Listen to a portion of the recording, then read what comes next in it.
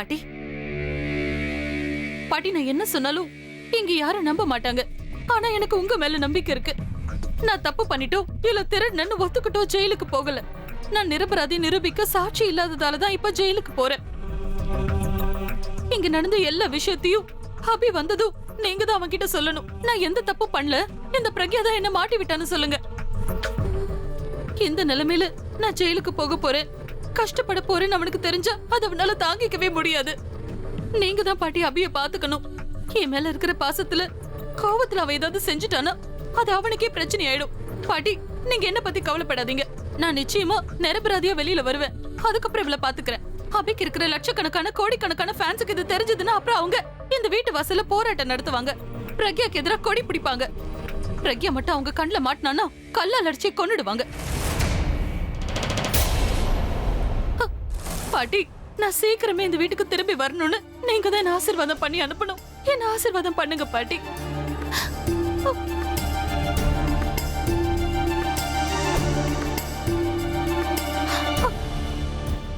நான் சீக்கிரமா வந்துடுறேன். உனக்காக நான் காத்துக்கிட்டு இருப்பேன். இருங்க இருங்க ஒரு நிமிஷம்.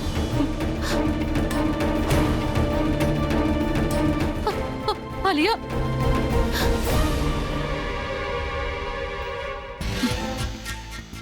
நல்லா ஞாபகம் வச்சுக்க.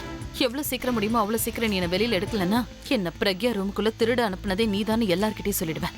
நான் எப்படியாவது முயற்சி பண்ணி ஒரே நாள்ல உன்னை ஜெயில இருந்து வெளியில எடுத்துடுறேன். ஆனா என் பேரை மட்டும் சொல்லாத, ஜாக்கிரதை. Thank you so much Alia, thank you so much.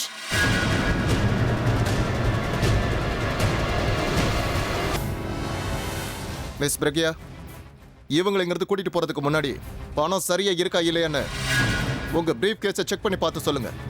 ஒருவேளை பணம் இல்லைன்னா அதை எப்படி வெளியில கொண்டு வரணும்னு எனக்கு தெரியும். Thank you inspector sir. ஆனா அதுக்கு எந்த அவசியமும் இல்லை. ஏன்னா இவ பிரீஃபை திறக்கிறதுக்கு முன்னாடியே நான் கையும் களவுமா பிடிச்சிட்டேன். அதனால பணத்தை எடுத்திருக்க சான்ஸ் இல்லை.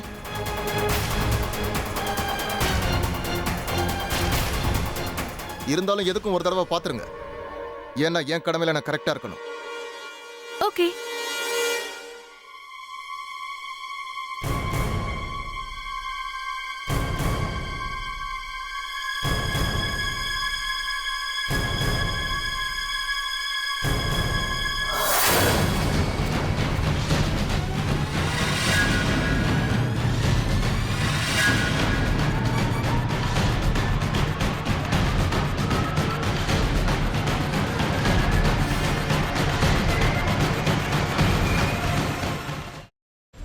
அவன் அழகா தப்பிச்சு வருவான். உன் வேலை என்னவோ அத மட்டும் பாரு. புதக்குழியா இருக்கிற பாதைக்கு போக வேண்டாம்னு சொல்றேன்.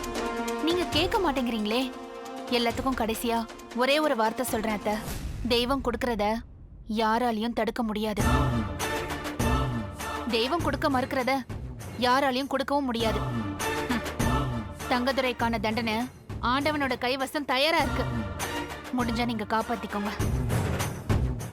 பிரியாணி பாத்திரத்தில் நெய், கடலை எண்ணெய், பட்டை, மராட்டி மொட்டு, கல்பாசி, ஏலக்காய், பிரியாணி இலை, வெங்காயம், பூண்டு, முந்திரி, பிரியாணி மசாலா, தக்காளி, கல் உப்பு, மஞ்சள் தூள், கொத்தமல்லி, புதினா சேர்த்து நன்கு வதக்கவும். பின்னர் மட்டன், தயிர், சிறிது தண்ணீர் ஊற்றி கலந்து அதனுடன் சீரக சம்பா அரிசி சேர்த்து கொதித்த பின் பச்சை மிளகாய், புதினா சேர்த்து இறுதியாக தம் போட்டு இறக்கினால் சுவையான கொங்கு நாடு வெள்ளை மட்டன் பிரியாணி தயார். இப்போ உனக்கு கால் உடைஞ்சிருக்கும். தனோ, பார்த்து சூதானமா நடந்துக்கோ. இந்த வீடு பயங்கரமான காடு மாதிரி. யாரு யாரு அழிப்பாங்கன்னே தெரியாது. அக்கா, இப்ப நான் என்னக்கா பண்றது? யோசிக்கவே யோசிக்காத. உன் புருஷன் தலையில நறுக்குன்னு 4 கொட்டு கொட்டி சம்மதிக்க வச்சிரு. புரியுதா? சரிக்கா. முதல்ல அந்த வேலையை பாரு. போ போ. செல்வி எங்க போயிருக்கான்னு சொல்லு. அதான் நீங்க சொன்னீங்களேம்மா, அவங்க அம்மா அப்பா வீட்டுக்கு போயிருக்காங்க. அப்படிதான் சொல்லணும்.